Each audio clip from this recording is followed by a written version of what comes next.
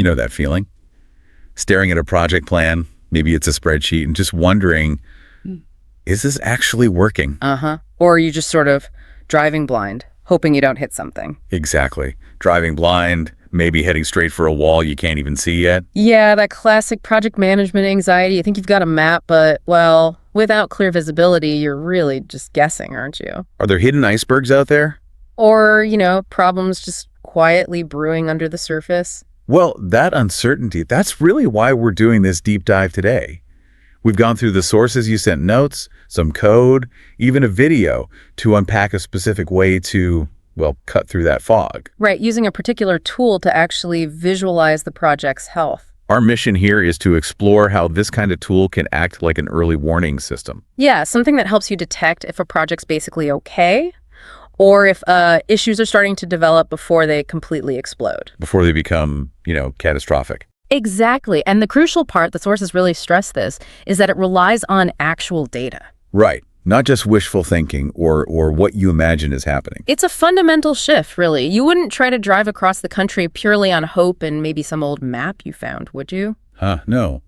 You'd use a GPS, right, for that real-time feedback. Managing a project without this kind of visibility is kind of like that old map scenario. Precisely.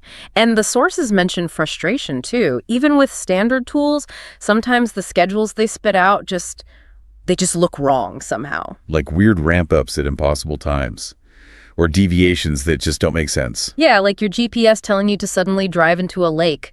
It undermines your confidence. That feeling of driving blind because the plan itself feels off, or maybe small slips start adding up, but nobody's really noticing them yet. One source even wanted something to detect if my plan is going to crash before it even starts. Point. Seeing the crash coming, yeah, that's the goal. And this tool they discussed, this automatic schedule S-curve generator, seemed designed to do just that. An S-curve generator, right. What really struck me, though, from the notes was the accessibility angle.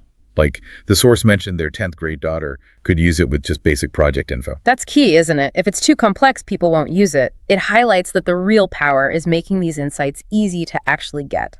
Okay, accessibility is important. What kind of inputs does it actually need then? Pretty straightforward stuff, mostly.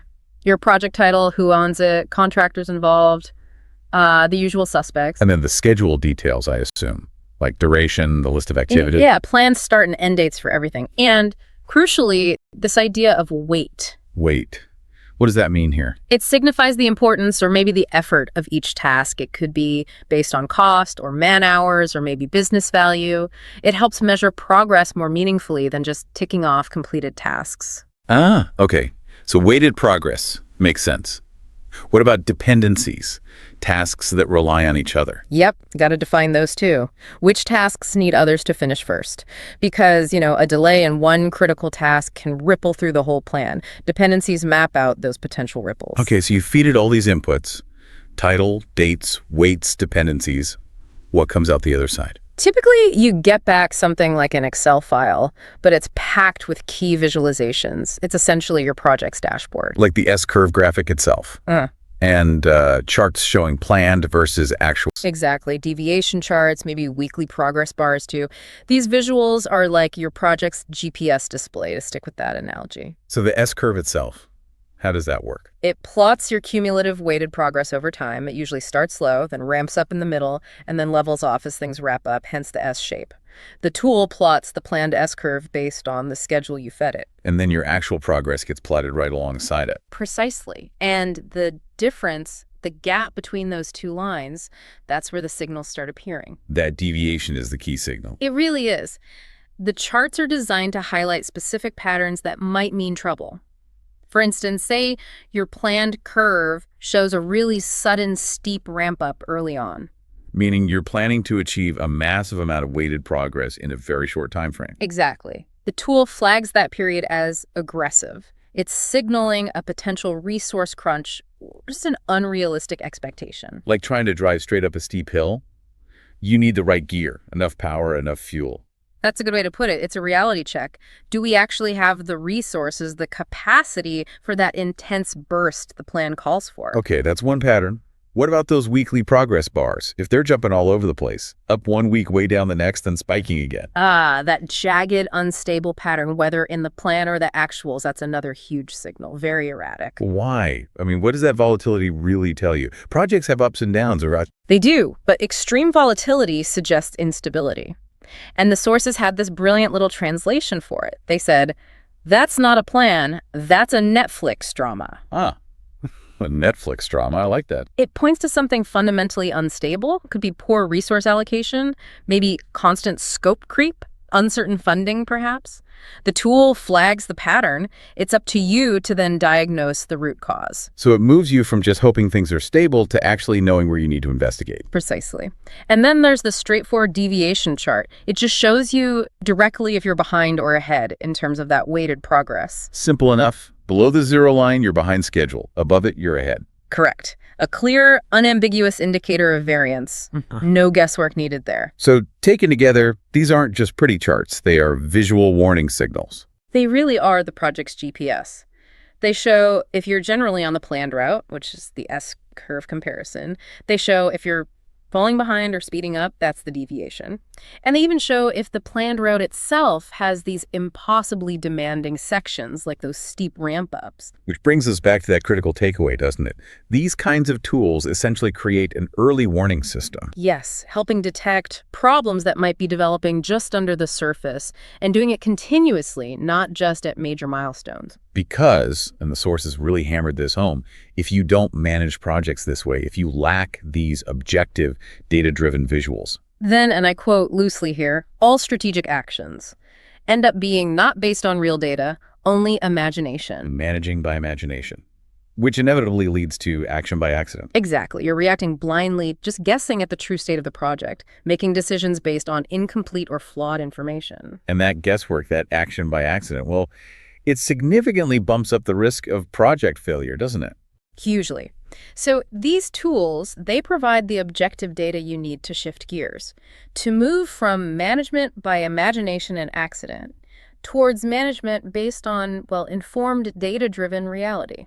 It gives you that factual grounding, the visual proof of where you actually stand. And it highlights potential trouble spots like resource strain from those steep curves or general instability from the Netflix drama patterns early enough to actually do something proactive about them. Looking at the code snippets provided, it wasn't just drawing pictures either. It actually calculates metrics like the weighted progress and mathematically builds that planned S-curve baseline week by week. Right. It intelligently spreads each activity's weight across its planned duration to create that smooth baseline curve for comparison. The output isn't just raw numbers, it's organized data, including those dependencies, creating a dashboard ready for analysis. So for you listening, this deep dive isn't solely about S-curves per se. It's more about understanding the power of tools that can distill all that project complexity into clear, understandable visual signals. Insights that let you grasp the project's health almost instantly. moving past opinions and gut feelings to look at concrete data. That moment where you see the deviation line dip or you spot that sharp ramp up and, immediately where you need to focus your attention. It's like your car's GPS flashing a heavy traffic ahead warning. It gives you vital info early. Enabling proactive choices instead of just reactive guesswork when you hit the jam. It's about shifting from that risky road of imagination onto a solid, data-driven foundation. Basically, your project's navigation system, highlighting the dangers before you crash. Exactly. Visualizing project data, maybe through tools like these S-curve generators, provides that invaluable early warning system. It boils down the complexity into clear signals, lets managers spot potential trouble way earlier, and helps make those crucial data-driven decisions. It really does significantly lower that very real risk of failure. It's all about getting clarity and enabling those proactive steps. Taking action before it's too late. So here's a final thought for you to maybe mull over. Yeah. How could getting better data visibility or implementing some kind of early warnings, whether through specific tools, dashboards, or maybe just asking more targeted questions, how could that change your approach? Yeah, how you plan or manage your tasks, whether they're big projects or even smaller things. Where is your process maybe running a bit too much on imagination right now? Where could it benefit from some real data, like a project's GPS? Something to think about. Definitely. Well, that wraps up our deep dive for today. Stay informed out there. And stay curious. We'll talk again soon.